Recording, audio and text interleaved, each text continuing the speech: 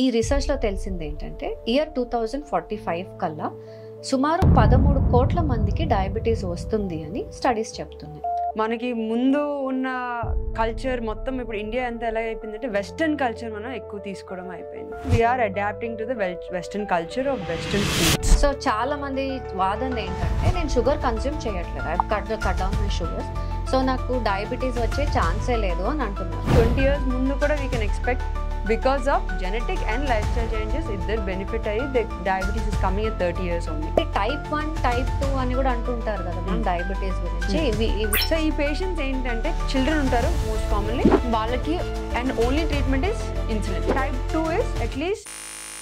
చాలా మంది ఆడవాళ్ళలో ప్రెగ్నెన్సీ అప్పుడు కూడా డయాబెటీస్ వస్తుందని వింటూ ఉంటాం. ఈ ప్రెగ్నెన్సీ అప్పుడు వచ్చినప్పుడు గర్భస్థ శిశువుకి ఏమైనా డయాబెటీస్ వచ్చే ఛాన్స్ ఉంటుందా?